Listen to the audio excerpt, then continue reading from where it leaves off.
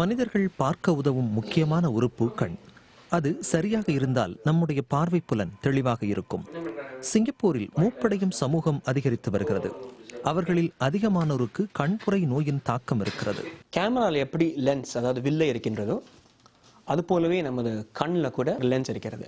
வயோதிகம், அதாவது ஏஜ், அல்லது சில பேருக்கு ட்ராமா, கண்ணில் காயம் பட்டா, இல்லாட்டி சில பேர் வந்து அவங்க எடுத்துக்கிற மருந்து ஸ்டீராய்ட்ஸ் எடுத்துன்னா, அப்புறம் சில பேர் வந்து நீரிழிவு நோய், சக்கரை வியாதி இருக்கிறவங்க, இவங்களுக்கு வந்து இந்த லென்ஸில் வந்து ஒபாசிட்டிஸ் ஏற்படுறது, பள்ளங்கள் ஏற்படுறது. இதனால அவங்களுக்கு அந்த கண் பார்வை கொஞ்சம் மங்கலாக அமைகிறது.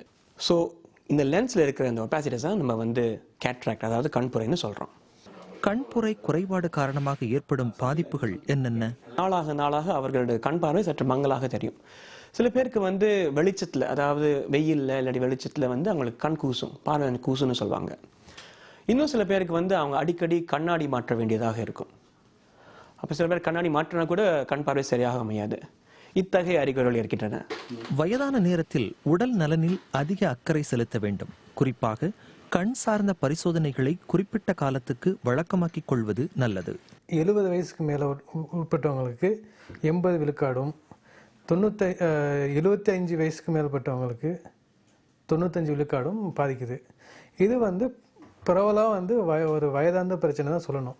நம்ம ஒரு 50 வயது இல்லை 60 வயது தாண்டிட்டோம்னால உங்கள் கண் பார்வை வந்து மங்கிக்கிட்டு போகும். அப்போ வந்து நீங்கள் வந்து கொஞ்சம் கவனம் செலுத்தி கண்ணாடி போய் மாற்றுறதுக்கு உள்ள சிகிச்சை பார்க்கலாம், அல்லது கண் மருத்துவரை பார்க்கலாம். இந்த மாதிரி செஞ்சோம்னா வந்து நம்ம வந்து கேட்ராக்ட் ஆரம்ப நிலையில் இருக்கா இல்லை முத்திய நிலையில் இருக்காங்கிறத நம்ம அறிஞ்சிக்கலாம். கண்புரை தீர்க்க முடியாத நோய் அல்ல. தற்போதுள்ள நவீன சிகிச்சைகளின் மூலம் விரைவாக கண்புரையிலிருந்து மீட்சி அடையலாம். அதற்காக நீண்ட நாட்கள் மருத்துவமனையில் தங்கியிருக்க வேண்டிய அவசியமும் இல்லை. ஃபேகோ எமால்சிஃபிகேஷன் சொல்லுவோம். இது வந்து ஒரு 2 to 3 மில்லிமீட்டர் கண் கார்னியால வெண்படத்தில் ஒரு கீறல் செலுத்துவோம். இந்த கீறல் மூலமாக ஒரு ஃபேகோ எமால்சிஃபிகேஷன் மெஷினை வைத்துக்கொண்டு அந்த கண் புரையை சிறு சிறு துண்டங்களாக நம்ம ஸ்ப்ளிட் பண்ணுவோம். அப்புறம் இந்த சிறு துண்டுகளை நம்ம உறிஞ்சுவோம் அந்த ஃபேகோ எமால்சிஃபிகேஷன் ப்ரோப் வைத்துக்கொண்டு. அப்புறம் இதே 2 to 3 மில்லிமீட்டர் கீறலை வைத்துக்கொண்டு ஒரு புதிய செயற்கை முறை லென்ஸை நமக்கு செலுத்துவோம்.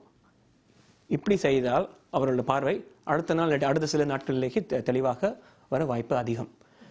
இது தவிர கத்தியின்றி இரத்தமின்றி லேசர் ஒளிக்கற்றைகளை செலுத்தி கண்புரையை நீக்குவதற்கான சிகிச்சை முறையும் இருக்கிறது. வயதான நேரத்தில் கண்களில் ஏற்படும் சின்ன சின்ன குறைபாடுகளையும் அலட்சியப்படுத்தாமல் முறையான சிகிச்சை எடுத்துக்கொண்டால் மிகப்பெரிய பாதிப்புகளிலிருந்து தவிர்த்து கொள்ள முடியும்.